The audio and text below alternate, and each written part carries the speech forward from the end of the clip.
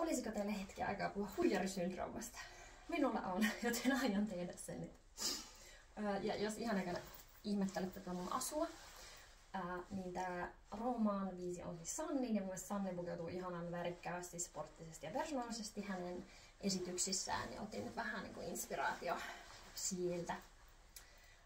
Mutta itse asiaan tuntuu, että toi niin kuin huijarisyndrooma on ollut niin kuin itsellä elämässä läsnä aika paljon, niin kuin ihan kaikessa mitä teen. Helpoiten se on ehkä selitettävissä tuossa niin kuin työelämään liittyen. Eli siinäkin kohtaa, kun oli niin kuin yli 5 vuotta työkokemusta fysioterapeuttina, niin silti, ja vaikka olin niin kuin käynyt useampia lisäkoulutuksia, niin silti olin saanut sit vielä positiivista palautetta sekä asiakkailta että pomolta, niin silti mä koin, että mä oon niin kuin aivan paska ja mä en osaa mitään. Ja niin kuin, että mä koin, että olisin pystynyt hoitamaan ja kuntouttamaan ihmisiä tarpeeksi hyvin, niin mulla olisi pitänyt olla niin kuin lääkärin koulutus, sitä fysioterapeutin koulutus ja psykologin koulutus. Eli tavallaan mä ajattelin sen niin laajasti sen kokonaisuuden. Ja totta kai se on niin kuin hyvä asia ajatella niin kuin kokonaisuutta, koska ihminen on kokonaisuus, ei ihmistä voi pilkkoa osiin.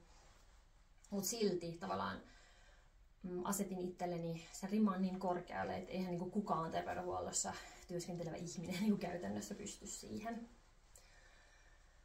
Niin se oli niin kuin aika raskasta.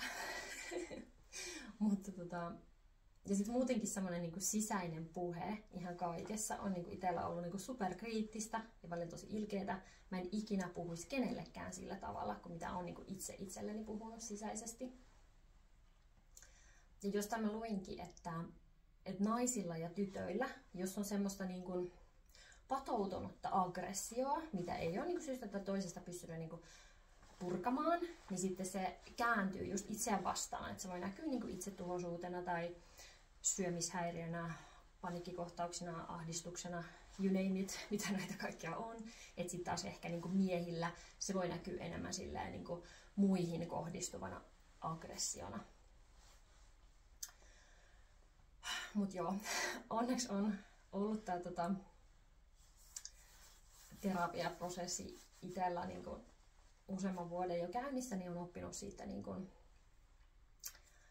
sitä lempeyttä itseään kohtaan, että kaikissa self-help-oppaissahan lukee, että joo, ole armollinen itsellesi, mutta se ei ole niin helppoa sille toteuttaa tosta noin vaan, että jos sä oot niin kuin 20 vuotta elämästä ajatellut niin kuin tavalla X, niin sitten on, hei nyt mä ajattelenkin Y, silleen, että kyllä se niin kuin itsellä ainakin vaati just sen, että on sitä semmoista keskusteluapua ja sitten ehkä tiettyjä muutoksia siinä konkreettisesti siinä omassa elämässä. Ja sitten just se, että saa niitä vireystiloja vähän rentoutettua, mitä tuossa yhdessä edellisessä videossa höpöttelin.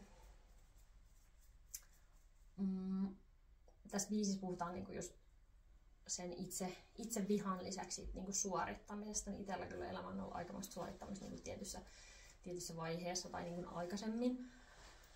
Ja siitäkin on pitänyt oppia pois, että nykyään voi tehdä asioita ihan vaan sen takia, että pitämään mun kanssa kivaa, niin kuin tuossa biisissä lauletaan. Että tavallaan, että vaikka se ei olekaan silleen, että koko aikaa ei tarvitse olla tekemässä jotain hyödyllistä tai niin kehittämässä itseä, vaan voi vaan niin kuin tehdä asioita, joista nauttii ja silleen niin hittaakaan väliä, mitä muut siitä ajattelee. Et kun mä kuulin tämän biisin ekaa kertaa, niin se oli heti silleen niinku ting! Et vitsi, tässä on niinku hyvät sanotukset. Et taas olisi silleen niinku, ihan kuin osat niistä olisi voinut itse kirjoittaa, jos osaisin kirjoittaa biisejä. Propsit Sannille hyvistä sanoituksista. Tässä biisissä muuten pari semmoista räppäyskohtaa. Niin mä en ihan varma suoriudunko mä niistä. Mutta älkää ihmettelkö, että jos mä oon vähän niinku hiljaa jossain kohtaa.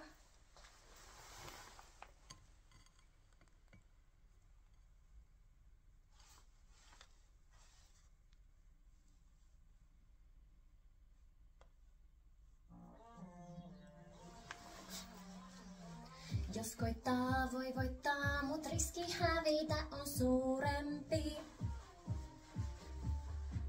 Taas mun pää selittää, et on niin huono kuin luulenkin. Mitä jos ne vaan selkään taputtaa, kun mun tunteita yrittää satuttaa? Vähän ku olis hampaissa rukolaa, sanokaa ennen kuin kantaja huomaa. Mitä jos nää biisit ei lähekään, mitä jos nää fiilikset säveltää? Entä jos en antais enää epävarmuudelle tilaa?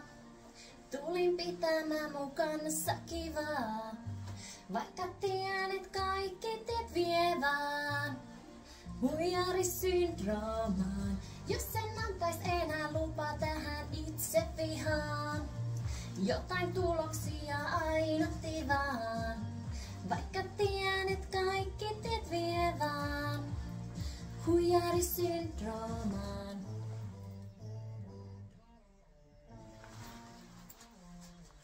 Huijarisyndroomaan väsyttää, mut mun pää sanoo, et ei voi olla burnoutti. Kun enhän oo vielä kouluttautunut edes ammattiin.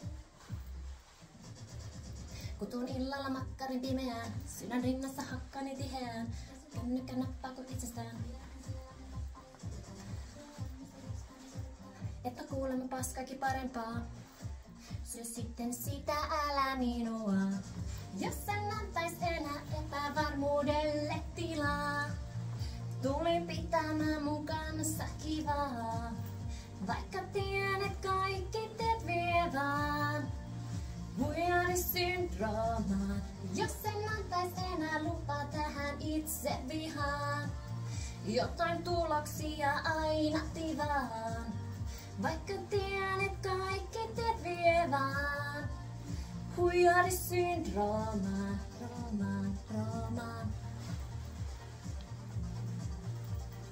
Huijarisyndroomaan.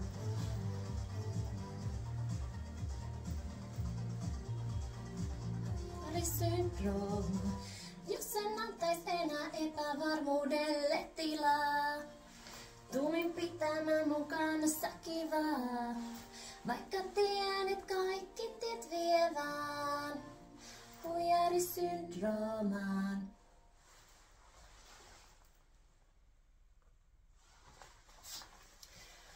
Niin ja sit yksi erittäin hyvä kohta tuossa biisissä on vielä toi väsyttää, mut mun pää sanoo, et ei voi olla burnoutti. Eli tavallaan miten niin monta kertaa itselläkin on ollut silleen, että mieli ja kroppa sanoo, että okei, että nyt niinku uuvuttaa, mut sitten toi joku ääni täällä on vaan sit sanomassa, että et sä nyt vielä voi olla väsynyt, että sä oot tehnyt niin paljon, että sulla on näin vähän juttuja tässä vasta ollut, että sä nyt voi olla uupunut. Silleen niinku, come on, en mä päätä sitä itse, milloin on niinku uupunut tai en, että jokaisella se on niinku, se sietokyky on yksilöllinen. Samoin mitä tulee niin kuin masennukseen ja traumatisoitumiseen. Ei ole olemassa mitään semmoisia tarkkoja rajoja, että vaan sitten kun olet kokenut nämä ja nämä, voit masentua, tai sitten kun olet kokenut nämä ja nämä, sitten sä traumatisoidut. Vaan se on jokaisella yksilöllinen. Miten reagoi asioihin ja minkä verran niitä kenelläkin on niin kuin vaakakupissa niitä asioita ja kokemuksia, niin kuin korjaavia ja hajottavia niin sanotusti. Mut joo, tästä aiheesta olisi jotenkin paasattavaa vaikka kuinka paljon, mutta tietyllä tavalla semmoinen niin vertaileminen muihin on niin aivan turhaa ja myöskin toivottavasti ketään teistä ei myöskään tuomitse ketään sen perusteella, miksi toi nyt on masentunut tai miksi toi mukaan on traumatisoitu, miksi toi mukaan on uupunut, vaan että jos et ole elänyt tämän henkilön elämää, niin älä tuomitse.